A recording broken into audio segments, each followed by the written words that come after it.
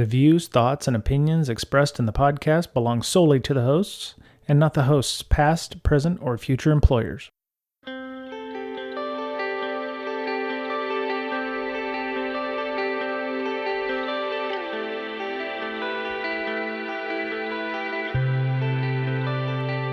Hello, everybody. This is Brian for Breaking Down Security. This is part 2 of our discussion with Marcello Salvati, Byte Bleeder on Twitter.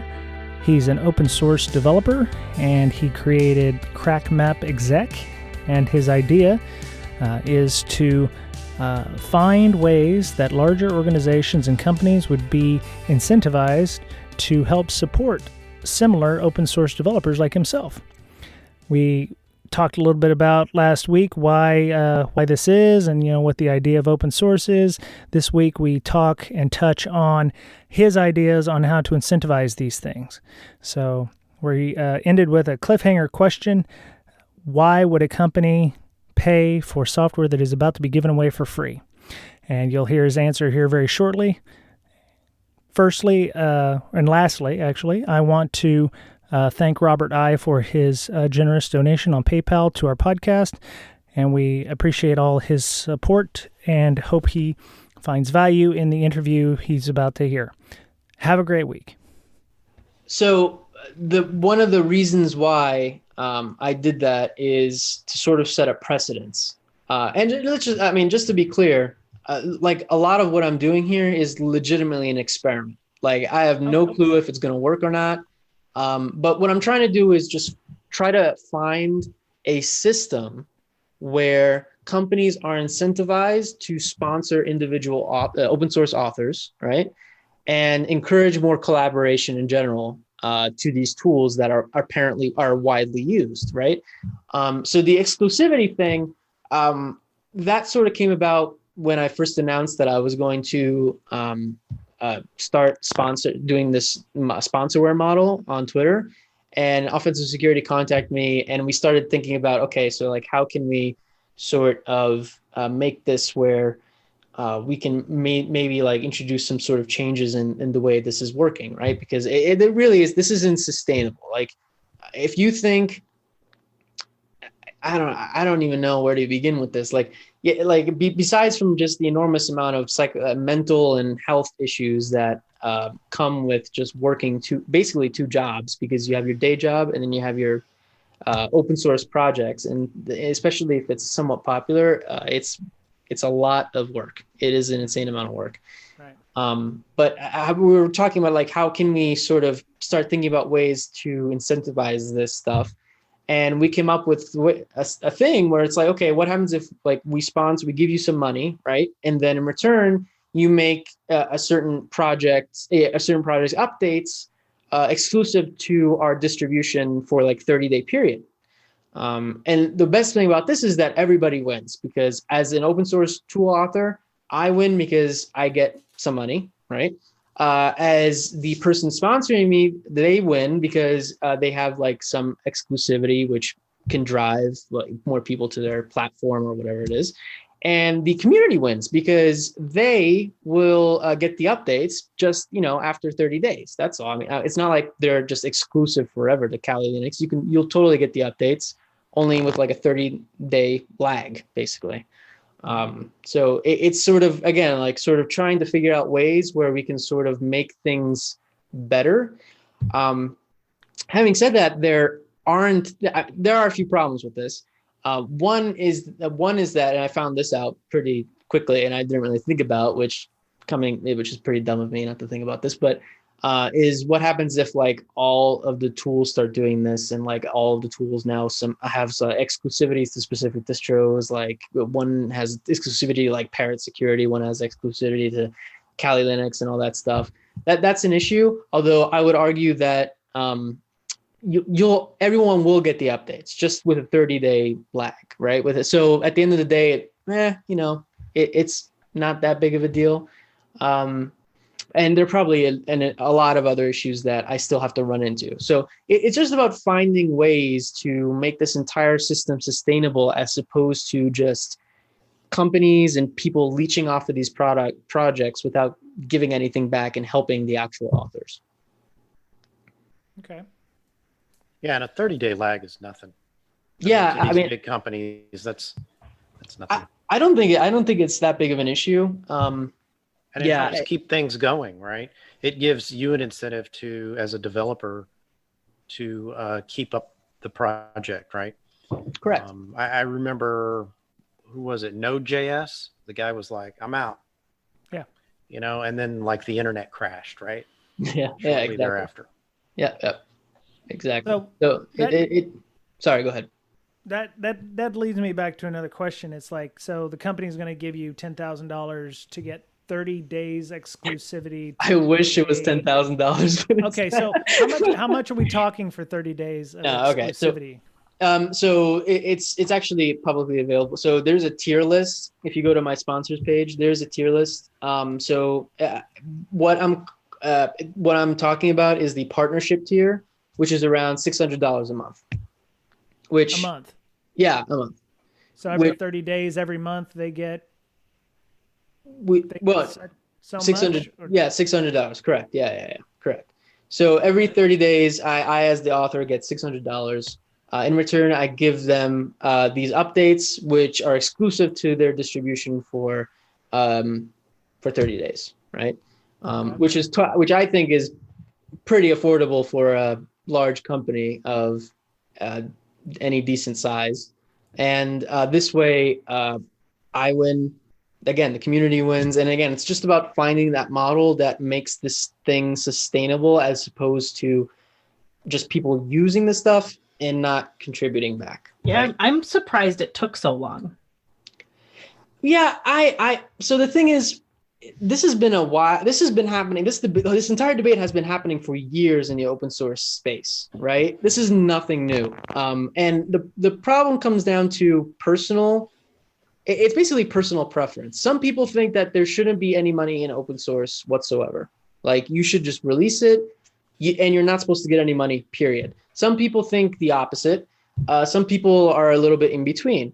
My personal stance on this is, after doing 10 years of this, it starts becoming quite clear that like a lot of people have a hard time sort of accepting this, like especially like the people who made a lot of popular projects.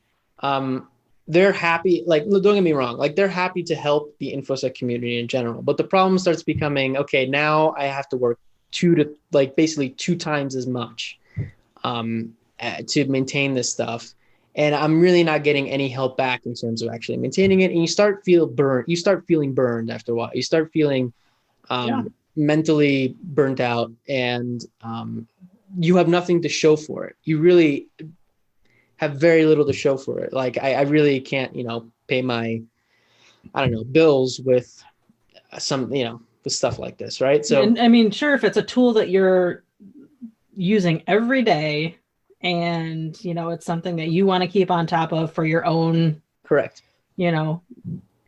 just for your own use. But those other projects that kind of you did use at one point in time, but now you're just stuck maintaining it.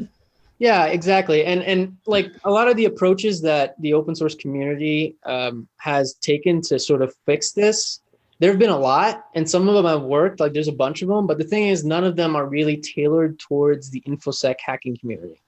And just because of the nature of our community, where we're all a little bit paranoid, we all really don't want to be on social media and a lot. It makes things a little bit harder to actually get sponsorships out of it, because it comes down to also like the personality of the author, which in the hacking community, InfoSec community, there's a wide range of personalities. And like I said, like, not a lot of people have social media in this community. Not a lot of people want to deal with any sort of social media marketing or anything like that. So this is what I'm trying to do. I'm trying to just help get the word out there, and at the same time, incentivize collaboration. So I don't want to say I'm a black cloud here, but I'm just trying to threat model this out. You have a tool called crackmapexec. Yes. Microsoft's blue team uses it. Mm-hmm. You know, blue team tech level 1, nobody. I hate to say nobody, but he's at the bottom rung, or she's at the bottom rung. Yeah. This is a really great tool, and I want to support it. Now, blue team level blue team level 1 person now has to sell to his boss and to his boss's boss and to God knows who else that, hey, we should support you, and they say no. Yeah, I mean that's.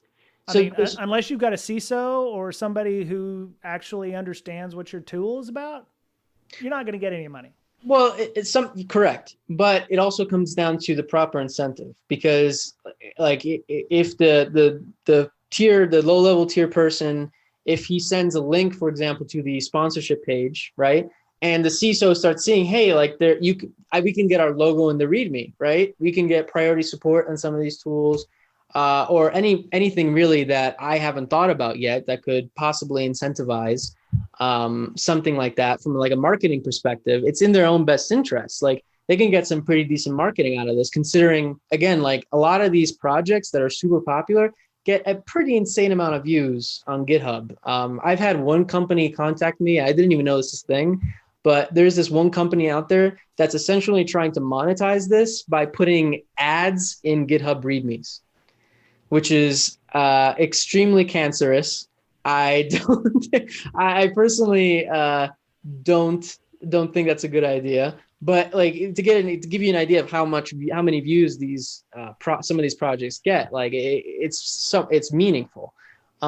So there's that. There's also the fact that like if you work with the company and they give you a voucher for their training, for example, that can also encourage, you know, some goodwill, more goodwill, and, you know, more marketing towards the company. So it's all about like the incentives more than the tool itself, I think, from a high level executive perspective, right? At least.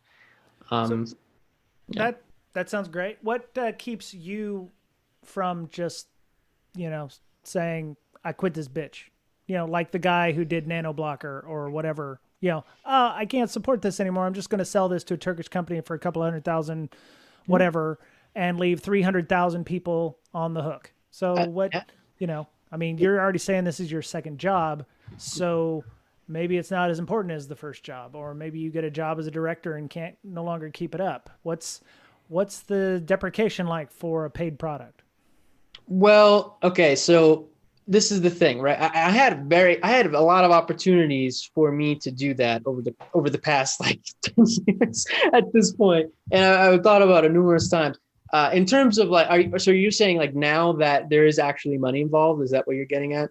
Right. Money complicates things. Money means you're on the hook for something. Correct. Yeah. I mean, so the thing is, again, like a lot of this stuff I'm still figuring out. I'm not sure, to be honest. Like if someone else that isn't me, I'm not going to be doing that anytime soon unless I have a complete mental breakdown or anything like that, which is possible. But you know, I'll hopefully let people know when that happens. But if someone else starts doing this and then one day they just say, I'm done, the people can just stop sponsoring you. There's no, it's X amount of dollars a month, right? So all you do is cancel your subscription to the author and call it a day. That's it. You're not paying for the product. You're paying. Yes, right. Correct. You're just paying to support the author. Like it's not the product itself, right? It's sort of, and again, it's like a monthly subscription type deal. So if that ever happens, it's super easy to just cut it and say, yep, there you go. That's it. And there's no like contract. There's no contract involved. Like there is nothing like that. I mean, you don't have to keep paying me. Like it's literally just like a Patreon type deal. So I'm kind of surprised they didn't just like partner with Patreon. Yeah, honestly, I think I don't know why they didn't do that. So GitHub does support a lot of so there's a specific file you can put in a repository that allows you to essentially put a link on the top of the repository with a button that indicates like where people can go to support you and donate. Okay. And one of those is Patreon. Okay. I think GitHub, the reason why they sort of did their own thing is because they wanted something that ties into a lot of their services, especially like with webhooks and stuff like that. So you can get notified via like a HTTP request if someone sponsors you or something like that. Okay. So I think that's mainly the motivation. But yeah, going back to your original question, it's more about supporting the author more than the product. You're basically saying, hey, I appreciate the stuff that you're doing. Keep doing it. And if you ever have a mental breakdown, people can just stop sponsoring you. Or they could give you more money because. Or they can give you more money if you. Right. Yeah, exactly. It's all up to you. I mean, it's legitimately like whatever. It's the most flexible system I can think of, to be honest, when it comes to that kind of stuff. There's no contract. There's nothing there that says you have to keep paying the author. So. Right, and that way, I mean, because you're not paying for the product, even if somebody wants to fork whatever you've written and get paid for, correct. I mean, if they get paid, like.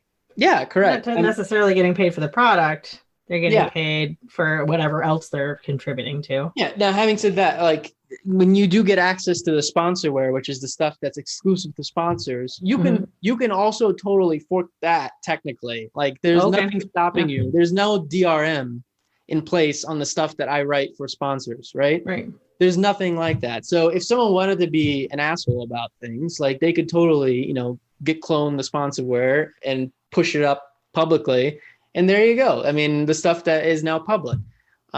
So it's all based on goodwill, which And I just feel like if that gets done, like people are gonna find out about it. Correct. Yeah, right? it's very. It's not. It's gonna be pretty obvious. It's gonna be pretty obvious. Isn't goodwill what open source was built upon, and how did that turn out? Correct. And again, like I said, this is. I mean, all software is evil, not just open source. Look, I'm wearing my devil horns, and I just texted Ms. Berlin on DM here, and I said I feel like a dick because I'm just trying to shoot holes in this, and I don't want to try to shoot holes in it. It sounds like a great idea. But the thing is, I appreciate it because again, this is an experiment. I have no clue what I'm doing at the end of that. I honestly, I legitimately have zero clue what I'm doing. I'm just seeing what sticks because at the end of the day, I just find this entire system completely, kangaroo court, just completely crazy. So this is just my take on a possible solution. Now, I'm not saying it's perfect. I'm not saying it's the best solution, but after spending 10 to 12, 13 years. I've been doing this since I was 16 in this community. I know this community pretty well. I know what could possibly incentivize companies and the community itself to help work with the authors. So, I mean, I'm more than welcome for suggestions, and I'm especially hoping that people do poke holes in this because I do have to see what's wrong with the model. And no doubt there's probably a lot that's wrong with it. But we'll see, Legal aspects too. Most people who have jobs probably sign some form that says, well, I'm not going to work two jobs, like one for you and then another one on the side. Correct. Right? And this might be considered a second job. Yeah. I mean, could be. But again, that also comes down to the author itself, right? If you know that's in your contract with your employer of your day job, you have to take that into consideration, right? And that's actually a very good point because I know for a fact that that's actually a thing in that's the actual cause of a lot of people, especially in the blue team side. I'm not exactly why this seems to be especially a huge problem when it comes to defensive stuff. Yeah, I almost took a DFIR job, and they were super picky. They didn't want me to do this podcast. Correct. They didn't want me to do literally anything else. Yep. We will pay you, no extra work. I'm like, what? What is that even about? Yeah, exactly. I don't understand, and it's a hell of a thing too. I'm not exactly sure what gives them the right to do that in the first place. However, if you pay me enough, sure. Yeah, I guess. I could not do anything else for a year if you pay me enough. Yeah, I guess. But it's just again, but the thing is, most of the projects that those same companies are using are open source projects that are maintained by people that do this on the side, right? So it's just such a weird, vicious feedback loop. I'm not exactly sure what the deal is with this. But yeah, no, I know a number of authors on that side that are basically, I pitched them this and they absolutely love the idea. However, they can't do it because their corporate overlords tell them that you cannot do anything on the side, and or you're using a product in your specific side project that is a competitor to us, so you technically can't because it's sort of like incentivizes things in a wrong way. So yeah, what you would have to do is not develop this product or not put it out there while you're at the job you're at when you develop it. Yep. You have to actually have it already, and then when you start a new job, that has to be disclosed, and all the lawyers have to get together and they'll say it's okay, right? Yeah, exactly. Yeah, so that's what I had to do. I had to have developed the project beforehand, then get a new job and say, okay, I want to disclose that this is already built. It's not part of your company. It's my own creation. And I didn't steal anything from you guys to create it. And you can't claim it just because I was working for you. Exactly. Yeah. And that's yeah, exactly right. And there's also like, I had this too, where you can't work on this stuff in your own time. Otherwise it's technically the IP of the company that you work for. They automatically just like, this is mine now, that kind of thing. And it has happened. Yep, exactly. It has happened. Company that likes to do that kind of shit. So yep, correct. Yep. And, so and a fruit company that is somewhat similar to that as well. Yeah. Yeah. So I mean, it's a thing, especially in the InfoSec community. I'm not exactly sure why. So yeah, it's just a number of variables. And again, this is just my take on a possible solution. It really comes down to that. So what kind of legal hurdles are you looking at? Because you said you want to support widely used open source hacking tools. I'm assuming you're not going to be giving money to Metasploit or to Parrot Linux or Kali Linux, even though you have partnered with the OffSec folks to get vouchers and such for trainings. Correct. If you give I don't know, let's say the guy who makes SQL, or the person who makes SQL Map, you give them a couple $1,000s. Wouldn't that require them to potentially have tax issues? Because are you gifting that to them? Are you going to be giving these small mom and pop open source InfoSec tooling companies advice on how to take your money? No, absolutely. That absolutely not. That is definitely the domain of whoever's receiving the money. I will definitely. So that's part of the idea. Also, is that I'll be opening up a merch shop, like legitimately just like T-shirts or whatever, with the Porchetta Industry logo on it, and all of the logos of the companies who are currently sponsoring me and Porchetta Industries by. Is your logo a boar? It is. Yes, it is a boar. Good. It is a boar. Yes, it's a neon green boar. Correct. Perfect. Yeah, cyborg boar thing going on. Yeah. So. And so that's, and all of the money from that merch shop will be going directly to these projects. Now, obviously, I'll be asking the individual authors first if it's okay if they want money, basically, because some of them don't. Some of them, like you said, potential tax issues. So there's a lot of stuff to take into consideration. But again, this is just nobody else seems to be doing this, especially in the InfoSec community. In the developer community, InfoSec is its own little tiny bubble in the IT ecosystem, right? In the developer community, there is stuff that does this. Like there's open source bounty. There's a bunch of other services that sort of try to fund these widely used projects. In the InfoSec community, however, there's nothing. There is legitimately nothing. And we're not developers, mostly. We're hackers. So we need a completely different system of doing things, at least in my mind. Again, all my personal opinion. So my idea was merch shop, have people buy the stuff, they get some swag, and all that money gets put to these tools if the author wants them.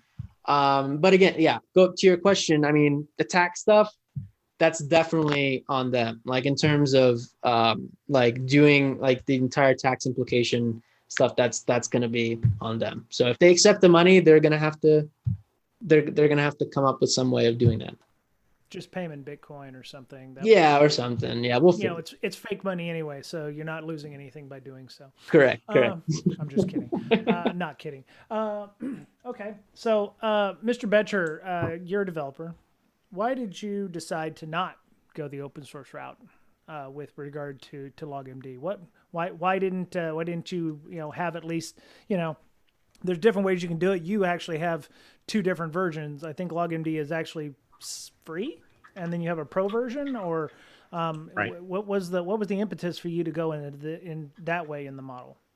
It's the freemium model, what we call it. You have a free version and then a paid version, which has extra features, obviously.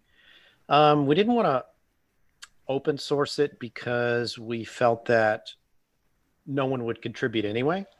So there wouldn't really be any other than, to be fair, it is something you could put on your resume. Oh, did you, I'm the creator of such and such. Oh, okay. So it is a resume builder to have open source software out there if it does become widely used. So that is kind of a form of payment. It helps you get better jobs. But we thought that it wouldn't help us enough to put it out there as open source, right?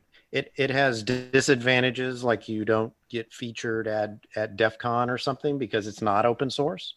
But I think for us, it was a good choice not to open source it, just because, like I said, we knew that we wouldn't get very many contributions, if any. Yeah, that's definitely my experience. And I've been doing this for 10 years. All my projects have been open source. So yeah, I agree. Yeah. And what's worse, that I don't doubt that people would have taken code from it and copied it into their own. I don't doubt that at all. Yeah. And in fact, I do see things that I have written for LogMD. Someone else has had the same ideas and published, open source code,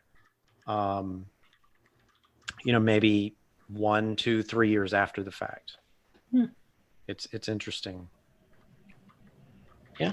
I mean, the freemium model also works pretty well in terms of open source software and sort of monetizing that as well. Definitely. Absolutely. I guess I wanted to try something completely different. That was the thing. I think I took this opportunity. I was like, okay, it was sort of like all of the pieces coming together, because the GitHub sponsors is now a thing. So that's possible on GitHub. It was the Caleb Porcio article about sponsorware itself. And like all those 2 things combined made me start thinking about, okay, maybe we can do something that's outside of the realm of the standard status quo. Maybe we can actually do something a little bit different. But yeah, worst comes to worst. I mean, hell, the freemium model works pretty good as well. No, it's cool, and I applaud you for doing something different. Have you? I know you've only put this out for a few days, but do you have any companies that you're talking to work on this freemium model, and how does discussions go in that respect? Because I know you said that there's people who are not nearly as connected as you who Correct. may want to do this, and you're going to be helping them with that, but how much help are you actually going to give them? So there was a couple of questions there.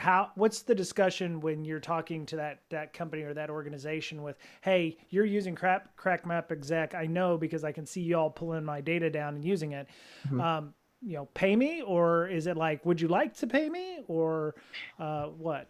So I sort of threw this out on Twitter like last week. And it got a decent amount of attention, and I've had 2 to 3 companies contact me already that are willing to give me training vouchers, including Black Hills, which is the company that I work for. So I'm going to probably be announcing that next week. We're going to be hopefully the idea is we're going to be also giving out 1 training voucher of every Black Hills information security class as well. To contributions. So there's that. There's just a couple other companies that I'm in talks with. They've reached out to me though. Like I haven't actually been sending emails actively to anybody yet. However, It seems that the idea in the model was accepted pretty well.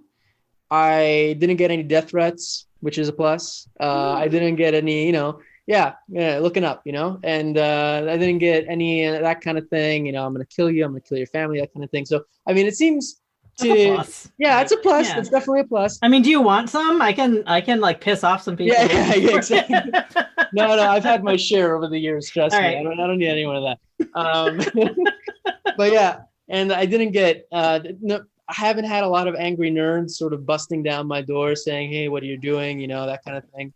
I'm not sure if it's because the article that I put out was just really long and nobody read it, or some other reason. I have to still understand, because I was quite frankly expecting a lot of backlash out of this, but it wasn't as much as it wasn't almost anything actually. So there's that. So I haven't actively been reaching out to these companies, but I do plan on doing that. I do plan on actively reaching out to them and saying, hey, I've heard a lot of this stuff I've heard through word of mouth, to be honest, because the GitHub stats, the data that GitHub gives you in terms of like the referral links and stuff, they don't really give you that much in terms of like who's actually cloning the stuff, because there's no way of tracking that. But I'm just through word of mouth, I know a few companies that use this stuff. So I'm definitely going to be, just spamming emails out and seeing who's willing to do this. It's all about backing. It really is. Mm-hmm. Might also be, sometimes if, asking nicely, shaming also works on Twitter. Hey, company, we know you use our shit. Maybe you, pass the plate.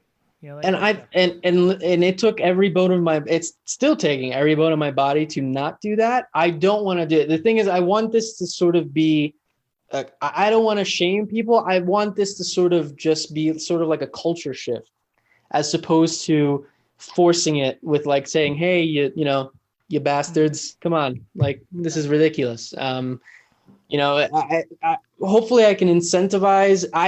The idea is hopefully I get enough backing with big names in the industry that other companies start realizing, hey, this is sort of a trend. Maybe we should jump on board. We should, sort of get with this because it seems to be picking up some steam. And then suddenly you have the entire situation reversed where everything's sustainable. So that's my dream. I'm not sure if it'll become a thing, but that's the dream, And another dream would be, well, for example, I heard that Cobalt Strike source code has been stolen and released on the dark web. Mm-hmm. And it'd be nice if, the malwareans and the criminals out there would give a little back to the creators of Cobalt Strike. Oh, man.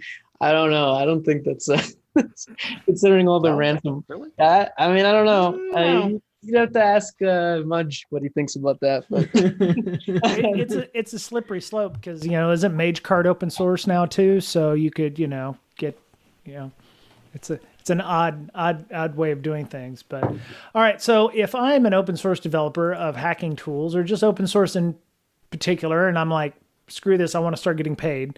How would they get a hold of you and work with you to get that started? Well, you can contact me directly on Twitter. You can also contact Porchetta Industries, which is the Twitter account for the company, which is basically just me. But it's, I guess it's the company thing of it. And then there's also the Discord channel, which is linked in the blog post. And those are pretty much the three main ways I'd recommend communicating. You can also email me at info@porchetta.industries. So there is that as well. If you're interested in, if you're a company listening to this and you actually think this is a somewhat good idea and I'm not just completely out of my mind, and if you're interested in, sort of helping me out with this, you can definitely do that as well. And we can work together and we can see what works. So those are the 3-4 main ways of contacting me to do this. Awesome. And all those links are in the show notes, Bytebleeder's tweet handle, as well as Porchetta _IND, which is the handle for that. I did spell it right? right? Yeah, you did. Porchetta.industries. Industries. Apologies. No, you're fine. Cool new TLDs. Yeah, I know. Yeah. Okay. Exactly. Back in my day, we had .com and we liked it. Anyway, so cool. Appreciate you coming on and talking about this. I think it's very interesting, and I hope that it actually takes off. If you're a company out there that's using open source, pass that plate. You got all this cool VC angel money from Series X fundings. Is maybe you should throw $500-$600 somewhere. It will actually make a bigger difference than your outfitting your sales department. So correct. Plus you get a lot of positive work with that. One thing I might suggest, being a nonprofit. As a developer, if you're working and you have a product and you're wanting to make that a thing, you could convince the company to give you a charitable donation.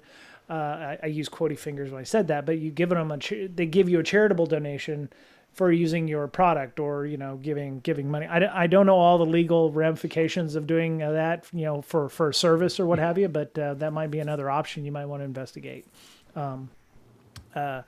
So that's cool. Marcello, thank you for joining us. Appreciate you taking the time, and I hope that people will start reaching out to you for this.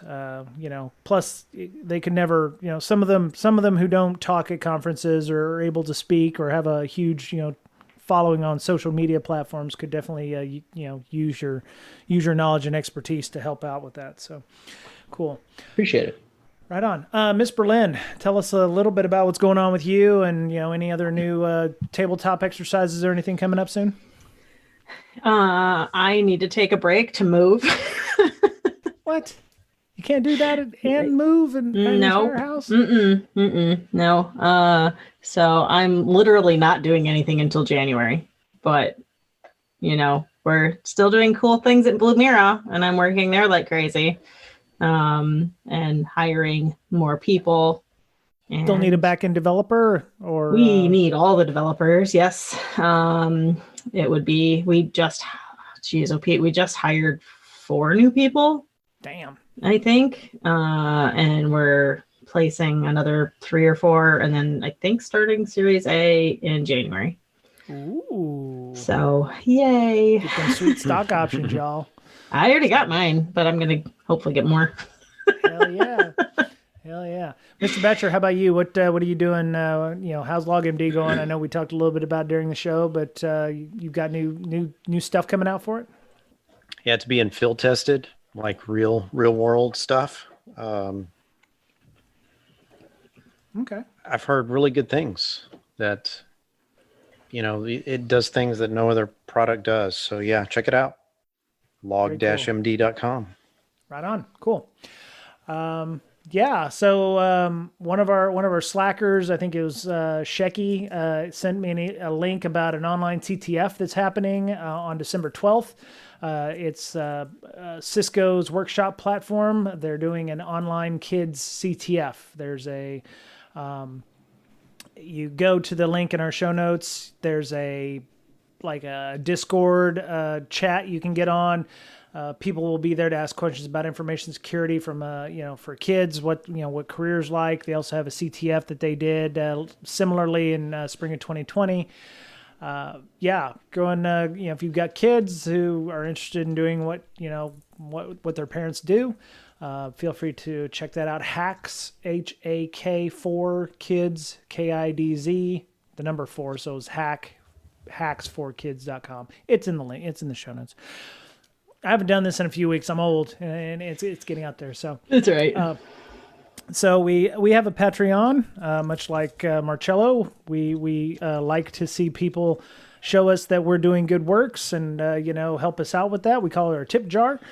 So if you are interested in joining us, and you got good experience and good knowledge out of this, maybe you're a company that uses something like crackmapexec, and you're like, oh, well, maybe we should support them. $1 for us is more than enough to support the podcast. As a matter of fact, Robert M., one of our Patreon supporters, upped his to $5. So every month we get $5 from him. as a thank you. So the podcast is always free. We're very much an open source project ourselves, but we do appreciate the tips and the help for Zoom meeting calls, for libsyn hosting, for Gmail and G Drive support, pay storage, and whatever, and just time and effort building out our hugely successful Slack community, which is another thing that you can join by helping out and listening to the show. We have a Slack, like I said. We've got 2,500 odd people in there, not active. I think it's roughly about 400 to 500 active on a regular basis. We have a no politics clause. We have a social contract, rules of engagement and responsibility, if you will. If you're interested in joining that, you can email us at bds.podcast@gmail.com, or you can send us a Twitter DM or a Twitter fleet, whatever the hell that thing is now. I don't even know what that is. I don't laugh at that. I'm old. I don't know what a fleet is. Well, I know what a fleet is, but it's a bunch of ships in the ocean. Anyway. Yeah, I don't get it. Anyway, so if you're interested, hit us up on Twitter DM on that. We have a lot of different channels. We have a job board. We have a career advice channel, so you can do CV review. So if your resume is looking a little rough, hasn't been updated in about 10 years, we can help you work on formatting. We can help you, understand where you're missing, what job you'd like to have versus the job you have now, so you can write your resume to kind of, be for the job you want, not the job you have. A lot of extra stuff going on there, and we are moderated, so very noob friendly because we're all noobs here. And come and join us. So, let me see. We still have a TPub store. I need to do something with that. We need to get some masks or some t-shirts or coffee mugs or something. You can get one with our logo on. You can get a t-shirt if you'd like. I was going to look and see if they have things like pins or, decals or something like that, or patches that you could put on, gloves or, jackets or whatever, just see what TPub has. But, you can get pretty much anything with our logo on it. So if you want to support the show that way too, that's always possible as well. But I think that's it for this week. One last thing. Apparently, we're number 1 on the top 25 data podcasts you should follow in 2020. I don't know how that happened. I didn't pay them, I swear. Feedspot.com. They emailed us and said, hey, but you know how you are paying them. How am I paying them? In free advertisement. Oh, shit. I don't know what they do. Exactly. Nobody else does either, but they're going to visit their website. You're going to be number 1 for them for a very long time after this. For at least a few years. I don't understand. It says improve your outreach by connecting with authority bloggers in your domain area. Yeah, it's like data security podcast. I was like, I didn't know we were a data security podcast, but I mean, we're like higher up than like risky business or data. I don't know. I mean, I don't know half these podcasts. That just shows how poor I am. But I mean, Security Now is number 6. We're like we're better than they are, which is odd. But yeah, I don't know. We're more entertaining. Are we? I've never listened. I don't know. So I don't listen to us either. Oh God! It's like a kick in the pills. It's all right. I'm on beer number 3. We can just keep going. It's a delayed reaction. Okay. Well, all right. So we've already gone over, but I appreciate everybody for coming on. We're done for this week. Have a great week. Hope you had a great Thanksgiving. Had a great Thursday if you don't live in the U.S. Take care of yourself because you're the only you have. Be kind to one another. Things are hopefully looking up in that arena in the world, and try to stay socially distanced if you can. And we'll talk to you again real soon. Bye-bye. See ya. Bye-bye.